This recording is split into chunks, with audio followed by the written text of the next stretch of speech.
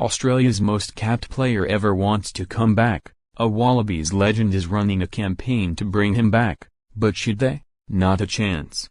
Matt Burke, World Cup winning fullback and Wallabies legend, has launched a campaign to bring loose head prop James Slipper out of international retirement for Australia's Nations Championship clashes against Ireland, France and Italy, and look, we get it.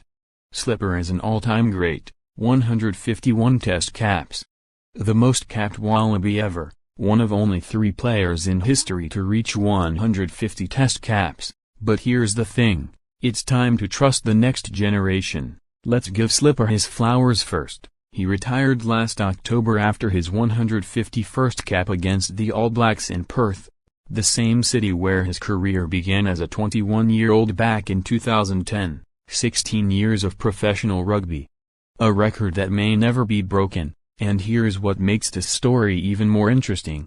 When Slipper himself retired, he said there were good young props coming through who would need time in the saddle, ahead of the 2027 Home World Cup. That's a man who understood the bigger picture, so why are we ignoring his own words? This is a trap we see across world rugby. When depth looks uncertain, teams reach back for the familiar name, the safe pick, the comfort blanket. It feels responsible. But it's actually the opposite, because what happens when you arrive at a World Cup, with aging legs and underdeveloped replacements behind them, you're exposed. And on home soil in front of your own fans. That's a disaster waiting to happen. Australia has 14 tests in 2026 before the Home World Cup. That is more than enough runway to blood younger props, make mistakes, learn, and arrive at 2027 battle-hardened. Look at what Rassie Erasmus did when he took over a broken Springbok team in 2018. In his very first test match as head coach, he handed 13 players their debut caps, 13. In one game. That wasn't recklessness.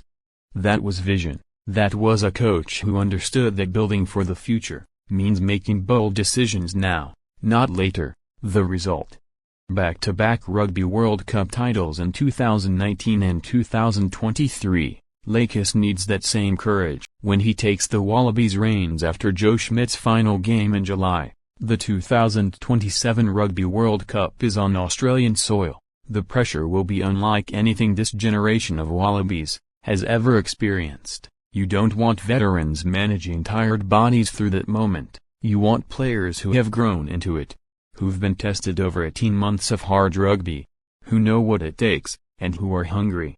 Build a culture now.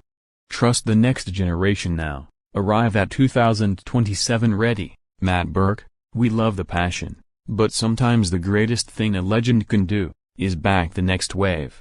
The Wallabies' future starts now. Should Slipper come back, or is it time for new blood? Drop your vote below, like and subscribe for more rugby analysis.